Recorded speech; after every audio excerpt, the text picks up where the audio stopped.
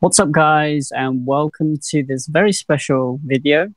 I have with me a special guest today, the winner of the Shenron Cup, Jacob Hand. So, do you want to say hi to? Hi, everyone. Hi, welcome. Thanks for coming onto the channel. Thanks for having me. And congratulations for winning Shenron Cup. Cheers. Officially the best player in the UK? Yeah, I guess. Yeah, so congrats on that. Do you want to tell us a bit about yourself? Yeah, so picked up Dragon Ball kind of in January when it first came over to the UK properly. Just kind of as a side game to Yu-Gi-Oh, because that's like what I mainly play. And I just really enjoyed it, so kind of picked it up from there. Been going to locals every week since. This was kind of the first big tournament that was accessible to me because it was kind of close, so we just kind of all went down as a group. And yeah, really happy with how I did, obviously. Yeah, nice. Yeah, a lot of Yu-Gi-Oh background. Yes, yeah, definitely. From the game. So whereabouts are you from? We're from Derby. Oh yeah, how's the community there? It was all right. We all kind of chipped in on a minibus, so it's about an hour and a half on the minibus together, but that was all right. Cool. How many guys do you usually get at locals?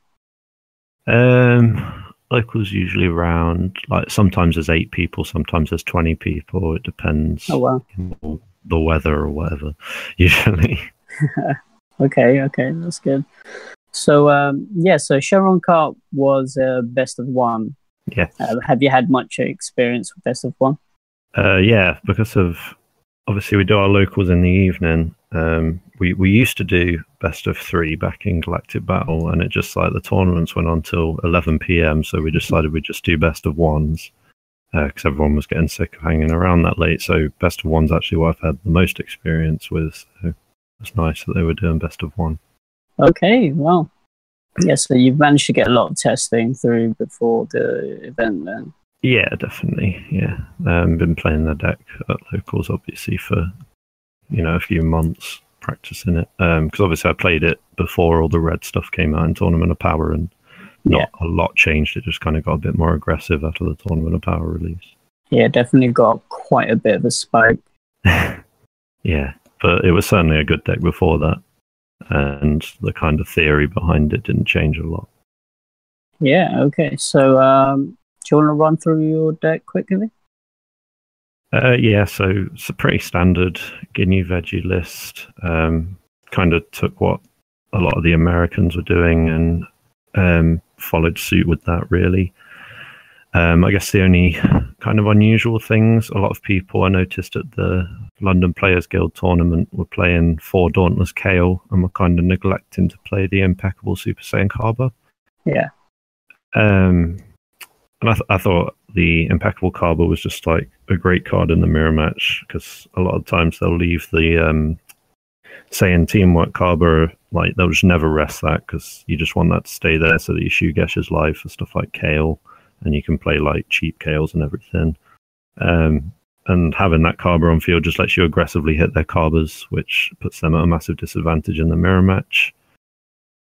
And I think Dauntless Kale was kind of underwhelming to me a lot of times in the mirror match, because I played a lot of mirror matches. Did you ever miss it because you just ran one? Yeah, no, I didn't. Even when I saw it, it was like really underwhelming, because like in the mirror match, my opponent would play like just 2 from hand at the end of their turn and then pass turn, and I'd be like, okay, summon Kale, kill both of them, continue with my turn exactly as before. So it was basically a do-nothing card. I can see the benefits of it in aggro, but I think the deck handles aggro well enough without running 4 of like a 2-drop 5k, which didn't seem that great to me. Yeah, I mean, you get, what, 7 attacks on board anyway? Yeah, exactly. Okay, that's good. How was Fearless Pan for you? Well, yeah, anyone who watched the stream obviously knows it came in pretty clutch at the end. I think it came up like that about twice today. Basically what it was I noticed when playing at locals and everything that you just the Bold Super Saiyan 2 Cauliflas would just stay on the field all the time because they were like 20Ks that didn't really do anything, so no one really cared about them. They'd focus on the Carbers, they'd focus on your Kales, because obviously Kale draws a card and has critical. So you just kind of amass this field presence of red and then not really do anything with it. So just having the option to pan, obviously it's searchable with Planet Vegeta, and just being able to cheat it out with Shugesh sometimes to just get those like cheeky wins. Yeah. So I think it was a good card. I certainly don't regret playing it at all. Yeah, no, that's right. I mean, it must have put in a lot of work because, yeah, as you said, you get a lot of reds on board. Yeah. And I guess it would help with the Cabba as well. Yeah, definitely. So you made 2 Nimbus. Did you think that was enough? I don't think I ever used Nimbus's kind of secondary effect at all in the entire tournament. No. I can see the reason for it, and I certainly would play 4 between a main deck and a sideboard. If it was kind of best of 3, I don't think I'd main any Nimbus. I'd side 4 because, again, in the mirror, it's like not the best card. You're not crying if you can't punch your opponent in the face a lot. You can play quite control if you need to. As long as you're like, you're not stupid and you attack with leader first when they've got stood yellow energy, it wasn't really a massive threat, and I don't think anyone did that who I played against. When I saw it, it was okay. I certainly don't regret just playing 2, and I never really missed it. Okay, nice. Is there anything you want to point out in the deck?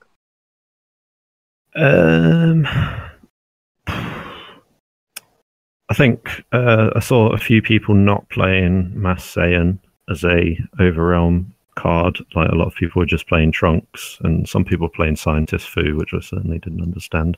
Mass Saiyan was like absolutely crazy in a mirror match, like just being able to clear off Carbers for 1 energy pretty much. It was insane.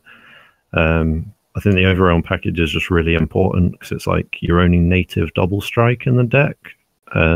So it's kind of the only way to apply pressure. Being able to play 6 copies of Shugesh, obviously pretty good in power overseeing time. Kind of wish I'd played 2 and 2 because when Mass Saiyan came up, it was really good. But obviously, because it was a one-of, I never really saw it, and it's not searchable with Vegeta. It's like the only battle card in the deck that isn't. Yeah. So yeah, maybe regret playing too little of that. I went with 3 Caulifla because, like, the Unstoppable Ambition, the green one, is selectively good in the mirror match and is kind of like mediocre outside of it. In hindsight, probably wish I'd played 4 because Terrascythe didn't really come up at all, so I kind of wish I'd played 4 Caulifla and 2 Terrascythe. But that was just kind of weird because at locals, Terrascythe came up loads and Caulifla like came up, but during the Shenron Cup, Terrascythe was literally just energy whenever I drew in, and Caulifla was like one of the best cards in the deck. Like in the finals on stream, obviously I used Caulifla to awaken while my opponent, who was also playing Ginyu, was still on 6 life, which was like such a crazy advantage. So yeah, I think playing 3 of her was probably incorrect. Otherwise, I was really happy with the deck. Okay, that's good. So what were your matchups like on the day? So in Swiss, it was 6 rounds of Swiss. Played Universe 11 Jiren, which obviously is quite a slow deck because you're building to get that massive Jiren out and discount it. And obviously this deck plays a lot of board control in terms of Kale and stuff like that. So that a matchup he just didn't really get to go off. So that's, then green black aggro Mira, which I actually used to play when kind of set 3 first came out. So I kind of knew what the game plan was in that deck. I had to be kind of wary in the first few turns in case he was running the cell chain, but it turns out he wasn't. So again, that was, fairly simple. I played 2 mirror matches. I think one was streamed round 5, possibly. Yeah, I think it was. They went all right. The ones in Swiss were basically, I noticed that they played the deck in a different style to me. Like a lot of the time, they'd be rushing my face, letting me build up board. Meanwhile, I was controlling their board a lot. I think that's how it went. But obviously, with all mirror matches in any card game, it comes down to who drew better and whatever. And I think I did all right in that regard. Yeah. Then played one Pan Aggro. It was actually an ex-competitive Yu-Gi-Oh player, so obviously I'd heard of him before. So that was kind of like, it's kind of a scary matchup because obviously you kind of half kill yourself, so you do half the job for that deck. Yeah. And like Chain Attack Trunks is pretty scary, but when he did Chain Attack Trunks, I didn't have the Bloodlust, but it was kind of a weak one. I had 6 cards in hand anyway, so I was only losing 1 card from hand. My board certainly wasn't like the massive veggie boards that you would expect, because obviously I'd been trading quite aggressively for the board. And him like ending on a 15k moon drop really wasn't great when I'm drawing into 5 cards and I've got my leader draw and my draw for turn. I'm already on like 4 energy. So that kind of just, it was certainly close at times, but in the end it was kind of all right. His chain attack was kind of weak. Then the other opponent was Super Saiyan 3. I want to call it aggro, but it kind of wasn't. Basically, it was one of my friends, Alec Jenkins from Game Night, playing it from Derby. One, right? Yeah, the Boo guy. He came on the minibus with us. I tested with him a lot. I've seen the deck in action. And it is basically a veggie counter, like getting that Boo on turn 2 technically, because you're playing SS3, and then searching the next one to play that next turn, then they can't kill it, and you're just attacking with double strike each turn while they're killing themselves. That was my only loss in Swiss. That was in the last round of Swiss. Basically, it came down to I played Kaba turn 2, hit the Caulifla, but then the Caulifla didn't hit Kaba. I was kind of thinking in my head, if I'd hit Kaba there and traded into his Boo, I think the game would have gone a lot differently. And actually, the first thing we did when we got back from the tournament was we sat down in our shop and we played the matchup again. Same thing happened. I played Kaba on turn 2. This time I hit Kaba, and I won that one. So that was just cut down to bad luck on my part. I think, as people may have realised, I've missed quite a few Cauliflas. Yeah. That's all on stream. Yeah. And so I ended up 2nd seed after that, and Alec obviously was 1st, going into top 8. Top 8 was a mirror match. It was the same guy I played on stream in Swiss. So I was kind of Max, wasn't it? Yeah, Max Fox from the Players Guild. I was kind of worried because I thought he would have learned how I'd played the matchup and maybe adapted towards that. But he kind of just played it exactly the same as he did in Swiss. So I kind of knew what I was doing already, and fine.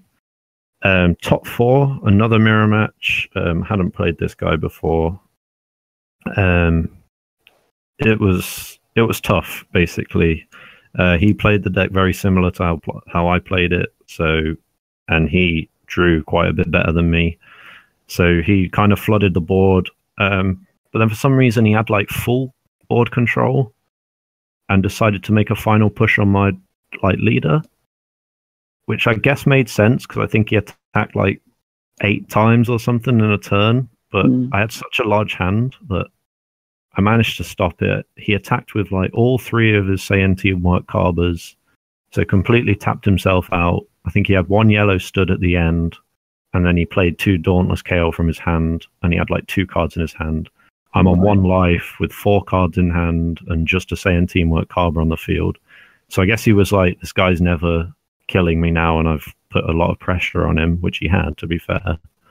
But then it went to my turn, and I was just like, okay, so all he has is 2 Dauntless Kale and maybe a Bloodlust. So I'll try and draw with the leader to see what I can get.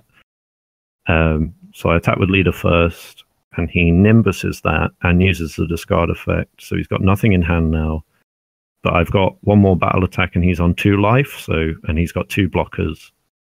But then I just kind of Vegeta'd for Kale, played the Kale, killed the Kaba, killed both his Dauntless Kales, and then like I just happened to draw the Mass Saiyan, so I played that and attacked for double strike, which ended the game. So that one's a really close one. I think all my friends were like watching me play it out at the end, and they were like, "Yeah, we just completely written you off." So you just ripped the Mass Saiyan from the top? Well, no, I had it in hand like the entirety of his turn, but like I happened to have it in hand. You know, it's a one-off, so I guess it feels bad, man. But that was probably the toughest match of the day. Okay, yeah. And then the finals, which was streamed, was against the Ginyu Ultra Instinct Goku. Yeah, interesting deck that. Yeah, very interesting. Who'd like just beat my friend Alec in like the most depressing feature match ever. Like Alec didn't even get to play anything. But no, that match I went okay. There was kind of a break in the stream halfway through the match because Peter ran out. The guy ran out of storage. Yeah.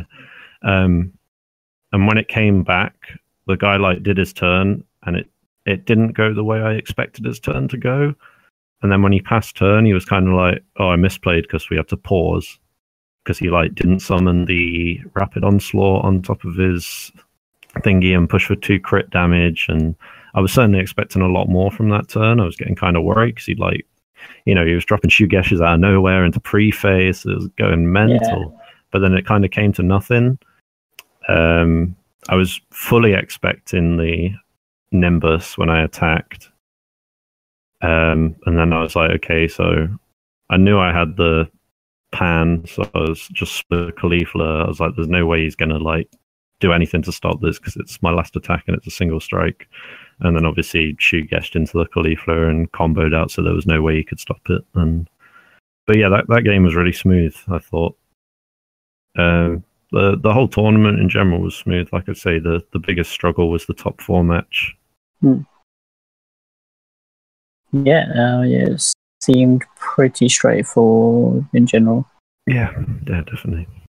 Yeah, so what did you think of the tournament itself? I think the tournament was run really well, yeah. The head judge was dead nice to talk to, dead fair.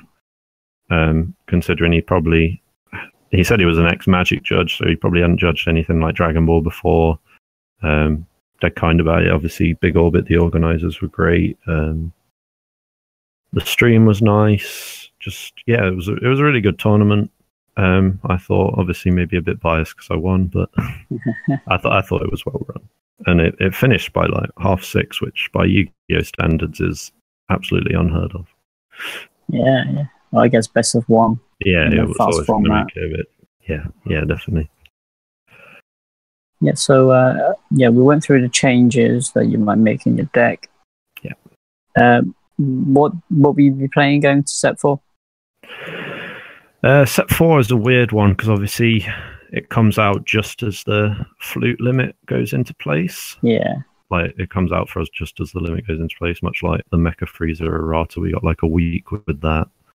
Yeah. I still think Hirudegarn like Storm is going to be the top. I don't think flute going to 1 cripples it enough to make it not still an amazing SS3 counter. Yeah, probably not. If you saw Chris Welch's match. Yeah, that was absolutely insane. I think he only used flute when it didn't really matter anyway. Yeah. I think it just makes the deck slightly less consistent. I also think if Hirudegarn does slow down because of the flute thing, then the Energy Stun Vegeta might also be something I'll look into because that deck just looks like nuts. Like it's basically the same as Hirudegarn, but you get the energy lock if you get to turn 3, which seems pretty cool. Yeah, but we'll have to see when Ultimate Box and Scrambling Goten. Yeah, exactly. I think Scrambling Goten's confirmed for October, going by the website. Yeah. Like it said, that was the BCC October, and they usually come out at the start of the month, so that should be legal for the tournament in Nottingham, the London Players Guild one. But yeah, the Ultimate Box really depends on how viable the Vegeta leader is, because obviously it won't be legal if the Ultimate Box isn't out. Yeah. Okay, well, yeah, thanks for coming on. You'll be going to Nottingham then? Yes, definitely. Yeah. Good stuff. Looking forward to it. Great. Well, do you have any shout-outs? Yeah, just shout out to all the guys at Game Night and Game Night itself. Obviously, when the game first came out in January, we had to push them to stock it and get all the tournament stuff in, and they've been dead good about it. Certainly worth a look in if you're in the area Monday nights, 6:30. But yeah, shout out to everyone who came with me on the minibus and all the support. Yeah, it was a really, really fun time. Great. Thanks for coming on. Yeah, again, no, and thanks for having me. yeah, just good luck in your future tournaments as well. Cheers, thank you. So that was the interview. Thank you very much if you've stayed with us for the duration of this video. I'm not sure what happened to my audio in that. I will try and get that fixed for next time. If you want to see the deck list for Shenron Cup, then I'll leave a link to that video in the description below. So please leave a like if you like the video, and remember to sub for more content. I will see you guys next time.